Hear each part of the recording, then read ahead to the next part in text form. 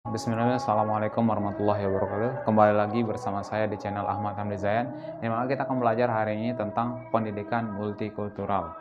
Oke, di sini di dalam pendidikan multikultural itu terdapat berbagai macam, yang dimana di dalam terdapat konsep pendidikan multikultural dalam konteks instruksional, pendidikan multikultural dalam IPS dan PKN. Nah, sebelum kita mengenal pendidikan multikultural, alangkah baiknya kita mengetahui apalah dasar dari kata multikultural. Multikultural berasal dari dua bahasa, bahasa Inggris yang dimana multi yang berarti banyak atau beragam, dan kultural budaya atau kebiasaan yang dimiliki oleh masyarakat. Nah, jadi kalau kita gabungkan keduanya, multikultural adalah ragam budaya yang dimiliki oleh suatu tempat. Nah, secara istilah multikultural ini memiliki berbagai macam, yang dimana multikultural ini adalah suatu ragam budaya yang dimiliki oleh suatu negara, yang dimana memiliki perbedaan atau pluralisme dari berbagai macam negara tersebut. Nah, lanjut. Nah, yang dimana di sini saya jelaskan kembali lagi tentang pendidikan multikulturalisme. Pendidikan multikulturalisme adalah institusionalisasi dan keanekaragaman budaya yang dimiliki oleh kelompok-kelompok tertentu dalam suatu nation state atau di mana di dalam terdapat bahasa, bidang-bidang atau sistem hukum, kebijakan pemerintah dalam bidang kesehatan, perumahan, pendidikan, dan bidang lainnya. Nah, ini pendidikan multikultural menurut pendapat Tiller tahun 2004. Oke, lanjut. Sekarang kita masuk ke konsep pendidikan multikultural. Nah, konsep pendidikan multikultural ini pertama, kita tahu dulu, pendidikan multikultural itu apa sih? Nah, di sini pendidikan multikultural adalah domain esensial yang harus dihadirkan dalam konteks pendidikan Indonesia. Kenapa harus dihadirkan dalam pendidikan Indonesia? Karena kita ketahui bahwa negara Indonesia adalah negara pluralisme atau negara yang sangat beragam budaya dan sebagainya.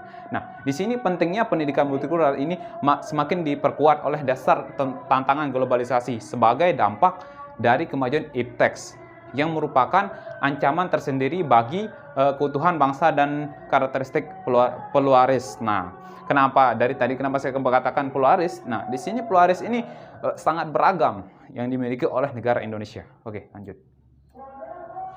Oke, sekarang saya akan menjelaskan model pendidikan multikultural yang harus diorientasikan. Yang dimana pertama, menanamkan pemahaman dan kesadaran dalam kesatuan. Nah, di sini memahamkan pemahaman kesadaran dan kesatuan itu di mana kita mengetahui bahwa negara kita adalah negara yang sangat beragam. Nah, di mana dari pendidikan multikultural ini kita bisa menyatukan keberagaman ini dalam suatu bentuk sistem. Nah, yang kedua, pengintegrasian domain multikultural secara holistik ke dalam beberapa mata pelajaran. Nah, di sini dari kata holistik saja kita bisa mengetahui bahwasannya pendidikan multikultural ini sangat baik sekali, yang dimana kita bisa mengajarkan keberagaman masyarakat dalam pendidikan yang ada di Indonesia ini, yang dimana kita ketahui banyak sekali kita belajar dalam PKN, IPS, dan beberapa mata pelajaran yang lainnya.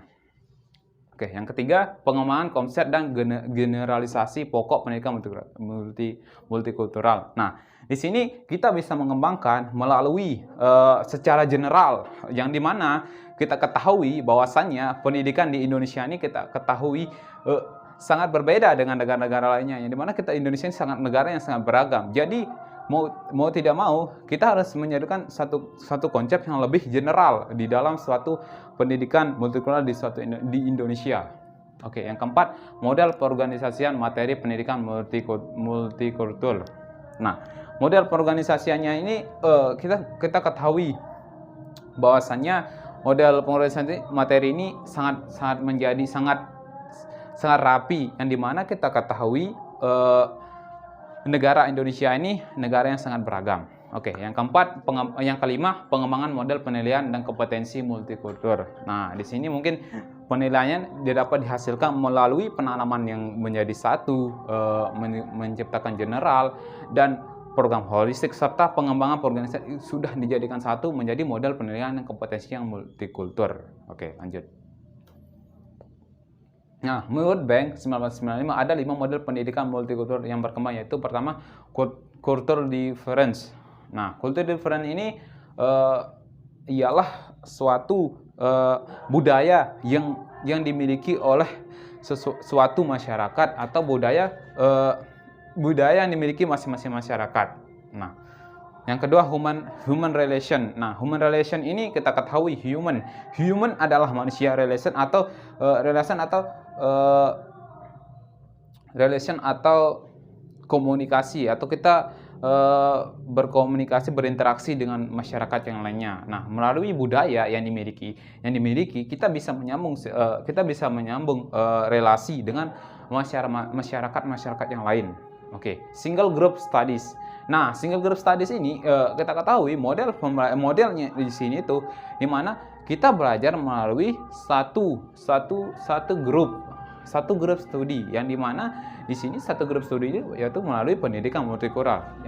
Yang keempat, reformasi. Nah, reformasi ini tidak halnya hanya tentang merubah suatu keadaan menjadi suatu keadaan yang udah lama menjadi baru. Nah, di sini reformasi ini yang dimana kita bisa menyatukan suatu keadaan yang ada di negara kita menjadi lebih baik melalui peraturan. Nah, yang terakhir, rekonstruksi.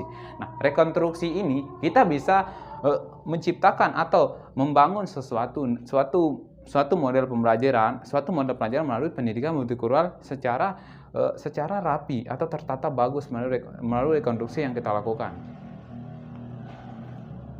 Oke, menurut Tiller 2004 dan Oliver 1991 dan Stern 1992, konsep umum pengembangan pendidikan multikultural yang pertama, right to culture atau budaya yang benar. Nah, di mana di sini budaya yang benar itu kita ketahui budaya yang dimiliki oleh masing-masing wilayah. Nah, kita ketahui pluralisme ini suatu keberagaman. Nah, di sini kita tidak bisa menyatukan budaya yang satu dengan yang lain. Nah, di sini maka dari itu kita bisa menyatu dengan pendidikan multikultural dengan penyamaan keadaan di satu daerah menggunakan budaya yang ada di sana. Nah, budaya yang holistik. Nah, budaya yang holistik ini kita ketahui sekarang masyarakat tuh sudah pandai sekali dengan berpikir yang sangat hebat. Kenapa saya bisa mengatakan hebat? Yang dimana masyarakat bisa menciptakan sesuatu hal baru melalui pendidikan multikulturalisme ini. Yang ketiga, konsep normatif. Konsep normatif ini, nah, dari kata normatif adalah suatu keadaan yang mengacu pada aturan-aturan yang dimiliki oleh masyarakat sesuai dengan kebudayaan yang dimiliki. Nah, yang keempat, rekonstruksi sosial. Nah, rekonstruksi sosial ini kita ketahui kita bisa merubah suatu tatanan masyarakat secara menyeluruh atau sosial menyeluruh yang ada di masyarakat. Yang kelima, pedagogik. Nah, pedagogik ini suatu kemampuan guru untuk mengajar kepada siswa-siswa atau masyarakat tentang pendidikan multikultural. Yang keenam, visi dan etika berbangsa. Nah, visi dan etika berbangsa. Nah, di sini kita bisa menjabarkan bahwa visi dari negara dan etika berbangsa kepada seluruh masyarakat melalui aturan yang dimiliki atau visi yang dimiliki. Oke, lanjut. Oke, yang kelima, pendapat Bank 1990 menawarkan 3 model pendidikan multikultural yang layak dikembangkan negara dengan tingkat heterogenitas. Yang pertama, memasukkan secara interaksi dalam mata pelajaran atau disiplin ilmu. Nah, disiplin ilmu ini sudah kita kembangkan, yang mana tadi disebutkan yang mana ada PKN dan IPS. Yang kedua, mengembangkan satu bidang kaitan mata pelajaran khusus tentang pendidikan multikultural dalam kultural nasional. Nah, banyak sekali masyarakat yang tidak mengetahui bahwasanya keadaan negaranya itu banyak sekali masyarakat tidak mengetahui bahwasanya Indonesia itu negara yang beragam atau negara yang multikultur. Oke, yang ketiga, menjadikan pendidikan sebagai paradigma dalam pengembangan kurikulum nasional. Nah, di sini pendidikan ini sangat penting, yang dimana bisa menjadi suatu acuan atau paradigma yang digunakan untuk mengembangkan kurikulum nasional melalui kebudayaan yang dimiliki oleh masyarakat. Itu kita bisa membangun kurikulum nasional secara menyeluruh melalui kebudayaan yang dimiliki dengan paradigma yang dimiliki oleh masing-masing masing-masing masyarakat, masing-masing keadaan di wilayah tersebut. Nah, yang kelima, tujuan pendidikan multikultural menurut Raja adalah itu meningkatkan konsep dan pemahaman diri, meningkatkan sensitivitas terhadap orang lain, meningkatkan keberimanan dan pemahaman terhadap agama ataupun konflik sosial. Yang keempat, meningkatkan kemampuan. Yang kelima, berpikir terbuka saat mengatasi masalah, meningkatkan pemahaman terhadap sejarah bangsa, meningkatkan nasionalisme.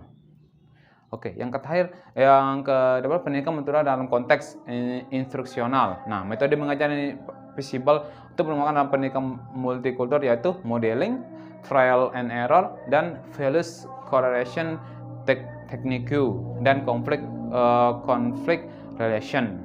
Oke.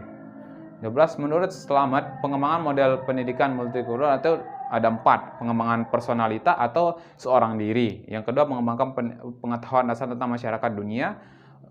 Yang ketiga, mengembangkan kreativitas dan eksplorasi yang bebas. Yang keempat, pengintegrasian pendidikan multikultural dalam kurikulum pendidikan.